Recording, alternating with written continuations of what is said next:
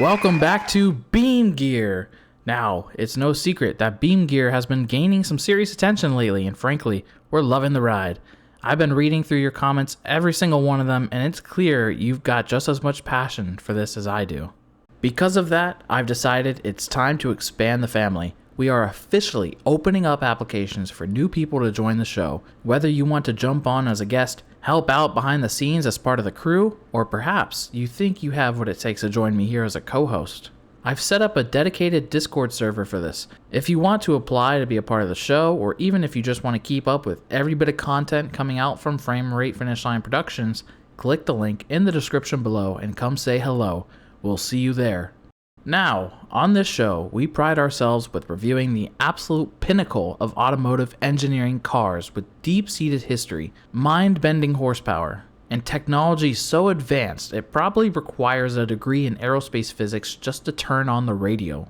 But apparently, that's not what all you want. My inbox has been flooded with requests, some polite, some bordering on aggressive, demanding that we look at something, well, different. I suppose 3 episodes of pristine Italian exotics and screaming American muscle just wasn't enough for you. You've been asking for the common man's vehicle, for character, and for something with a bit of grit.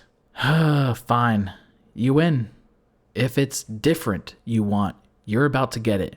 Today we're stepping away from the wind tunnels and the carbon fiber, and we're dropping our standards quite significantly to look at something that possesses all the structural integrity of a damp biscuit, and about as much safety tech as a lawn chair strapped to a roller skate.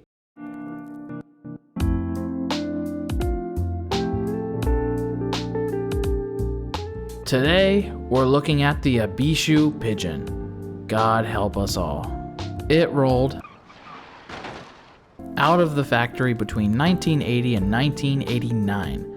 A time when humanity was busy inventing the space shuttle and the personal computer. Ibishu, meanwhile, was busy asking the question, how much of a car can we remove before it stops being a car? The answer, it seems, is one entire wheel. That's right, it's quite literally a motorcycle that gave up on its dreams and decided to start a family. It's got a truck bed, it's got rear-wheel drive, it's from Japan, which in any other context would mean it's reliable, efficient, and well-engineered. Is it a K truck? Is it a K car? The experts are divided. Personally, I think it's a K-zaster. It packs a 550cc engine, pushing out a spine-tingling 30.5 brake horsepower. To put that in perspective, a modern toaster has more get-up and go.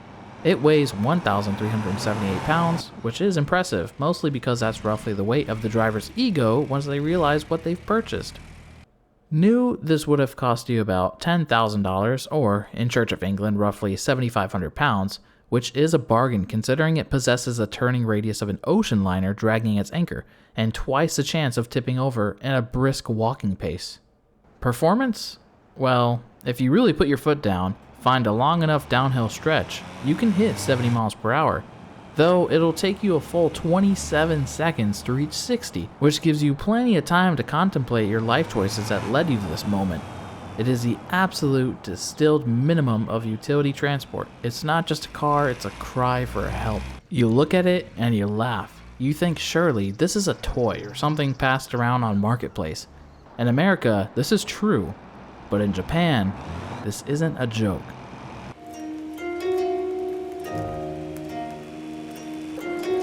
It's a workhorse. It's the blue-collar hero of the city. You've got them acting as street cleaners, delivery vans, even specialized research platforms.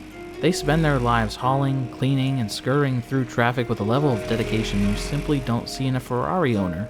However, over at Ibishu, they clearly saw the limitations of only 3 wheels and probably envisioned all the simply stupid rollovers.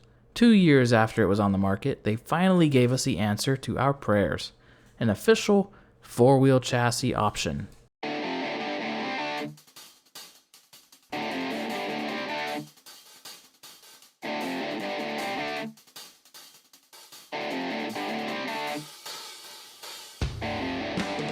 They call this the Plus trim for obvious reasons. But shoving over the front wheel and giving it a friend adds weight, which for a car with 30 odd horsepower is a bit like forcing an athlete to run a marathon while wearing a lead suit. But the engineers were clever. They fitted it with a shorter final drive. It compensates for the heft, keeps the wheels turning, and most importantly, keeps the whole thing shiny side up during a moderate corner. It's still a Pigeon, it's still got the aerodynamics of a shed, but now it's got 4 points of contact with the tarmac. It's officially a car, and I plan to drive it like one.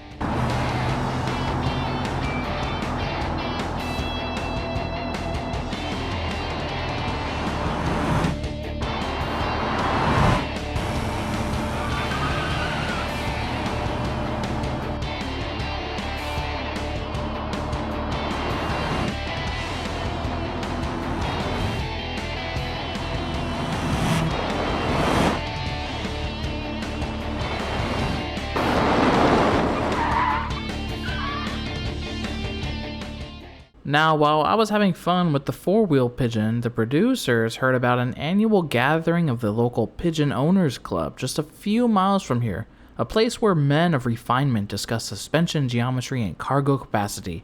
Willingly, I traded down from the 4 wheels back to 3, because if I was to show up at the meet, I would need to prove I'm a man of culture. So many pigeons in one rural town in the US, I must join them and find out what all the hype is about.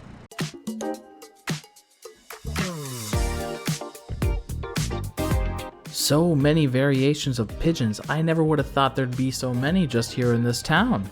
And some of the variations include some with 3 wheels, some with 4 wheels, some with toppers, lights, bumpers, upgraded suspension. It just goes to show that everybody, at some point, finds a car they love, and for these people it just happens to be the Pigeon. Now as I pulled into the car meet, I tried my best to remember to be careful.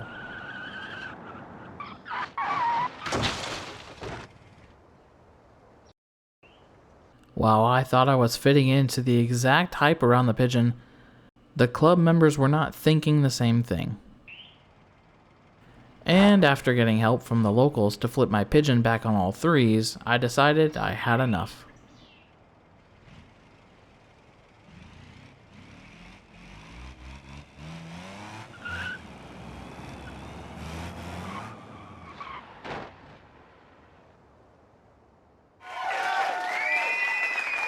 We're back in the studio, and as you can see, the Pigeon problem has spread. We've got the off-road model over there, which is essentially a roll cage with a lawnmower engine. I don't remember that one. This one has training wheels, and here, my personal favorite. They call it the Circuit Killer. It's been lowered, stiffened, and tuned to within an inch of its life. It's designed to do one thing: go around a racetrack faster than a sensible person would ever dare. Because this is so heavily modified, it doesn't meet our road legal production rule. It's basically a go-kart that grew up, got an angry attitude, and started skipping its dental appointments. It's not a production car, it's a science experiment gone wrong. It looks fast, it sounds like a swarm of aggressive bees, and I'm dying to see if it'll survive a full lap, or just disintegrate into a pile of scrap metal at its first chicane. That said, we won't be doing an official power lap, but do you want to see it go around the track for a bit of fun? Alright. Since this thing is technically a rolling death trap, I brought in a specialist for the job. Some say he once accidentally entered a 3-wheeled racing championship just by driving past the starting line, and that he's never actually blinked in his entire life. All we know is he's called the Gits. This is one of the first laps around our track that I am very excited and super nervous for. Going through our first big corner now, Wilson looking very smooth. He's up on 2 wheels! The Gits is a madman for being able to keep it down on all 4. Thank God this is not the 3-wheel Pigeon. And as you just saw going into Chicago, he locked up the brakes, so the Gits is still driving this thing hard. And it easily reached over 100 miles per hour down that back stretch, so this thing is dominating this track. And even though this is not an official lap, I'm still excited to compare the times because look at that thing, it is absolutely flying. That is wicked fast through Bentley. Now he's getting a little bit sideways. Go full 180 and he's upside down. The Gits has just had an accident. Alright, and the Beam Gear crew has another angle for us from the hood.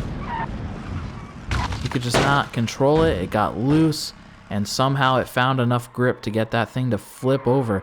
Oh wow, it looks like it almost went backwards and then flipped, came back on all fours, flipped again, and now it's sideways in the grass. Fortunately, the Gits isn't a person, he's a project, and like many good projects, we just buff out the scratches. As for the Pigeon, we'll let the Gits take care of it. Now, don't worry, the Gits is fine, he'll be okay. We're gonna need him later, so don't worry about him. Moving on, we're looking at a legend. A car that defined a generation of rally-obsessed lunatics who think that aerodynamics is just a fancy word for a rear wing that can double as a dining table. It's the 2017 Subaru Impreza WRX STI.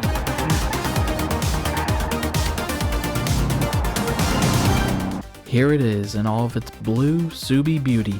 It has a history and it's known for its rally competitions. But before we continue with driving it to see if it still feels like a 6-time world champ, we need to examine the modernized bits.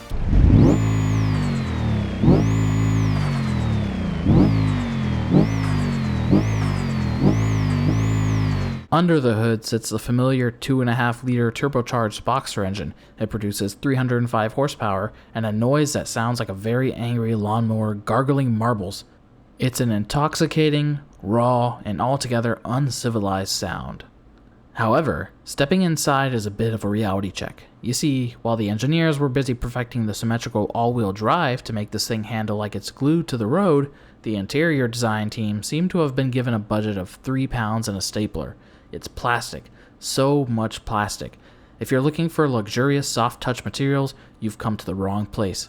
This is a car designed for one thing: cornering at speeds that would make your mother scream.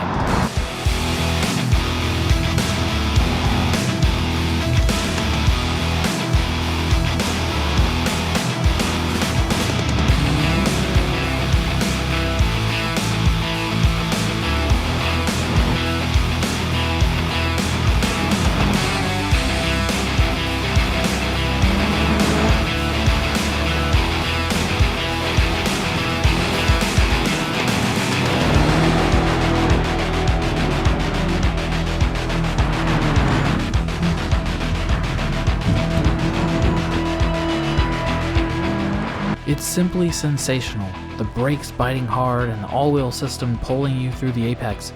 It's a car that makes you feel like a rally champion. It proves that the modern version of these legendary cars, they still hold that same feeling. You just have to ignore the cheap plastics, ignore the firm ride that turns your spine into jelly, and you just drive. It's clearly quick, but numbers on a page only tell half the story. We need to see what it can really do against the clock, which I guess is also numbers, but whatever. I don't trust myself to be objective with that much turbo lag involved. So we're going to have to go get our tame racing driver, put him in the driver's seat, and have him hustled around the track for our lap board. Let's hope he doesn't bring it back in pieces. Some say that his left foot is calibrated exactly to 42 psi, and that he was once fired from a rental car company because he refused to drive a car unless the engine was bouncing off the rev limiter. All we know is he's called the Gits, and the Impreza is staged, ready to go. Of course, this is a Subaru Impreza. It is very diverse compared to what we already have on the lap board, so we are looking forward to see what this thing can do compared to the other cars we have already tested. One thing I can say already, it is looking very controlled going through Wilson. Very nice, tight inside corner going around Chicago. Now listen to that Boxer engine absolutely screaming. Coming around the Hammerhead now, keeping it right in the middle, still looking very well controlled. Now on the straightaway headed towards follow through. It's not looking the fastest, but it is very controlled, and that's all thanks to the all-wheel drive system. We only have 2 corners left. This is where it has its last chance to put in a good time. Coming through Gambon and across the line. Taking a look at our power lap board now, we have 2 supercars at the top, followed by the 240BX, which is a sports car. Will the Subaru topple the 240, or will it go all the way and beat at least one of the supercars? Let's find out.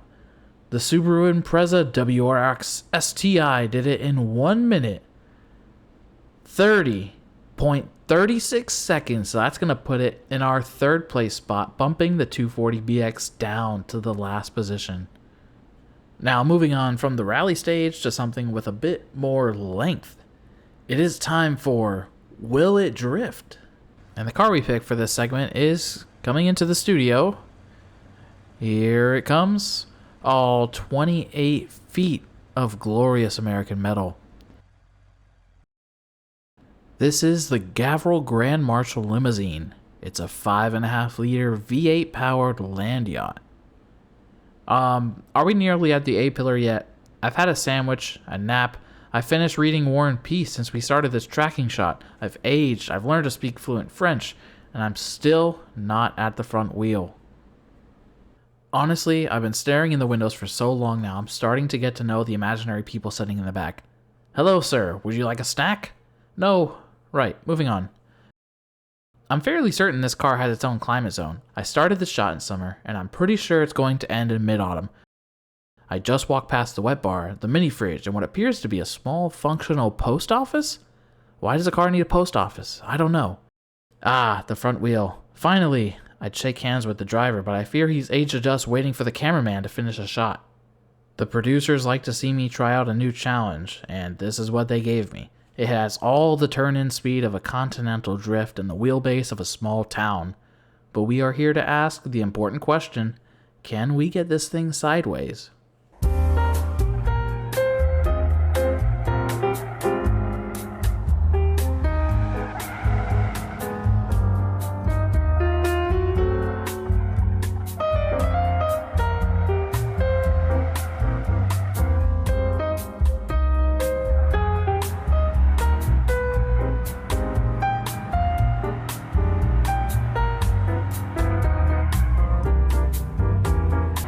I must say it is working, but it is not graceful and this thing is so underpowered.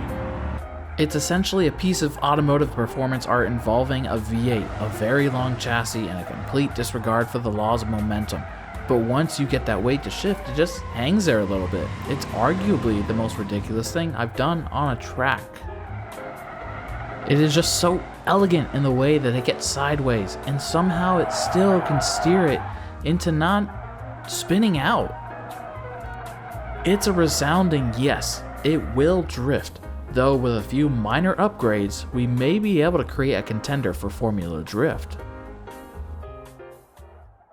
After adding a steering setup for drifting, fitted it with better wheels and tires, upgraded the long block and engine mounts, and finally giving it a race intake, we may have simply created a drift missile. Let's go try it out.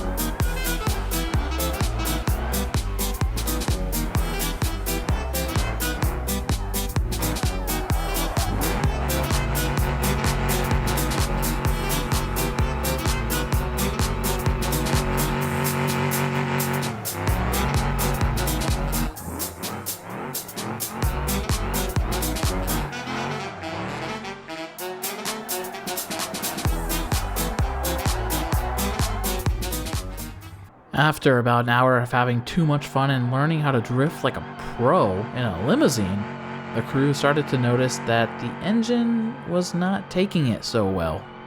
But of course, I was having way too much fun to notice or even care.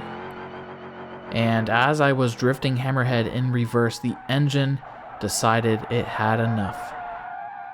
There was just too much power being pushed through that American V8, and it overheated so much that the engine completely locked up.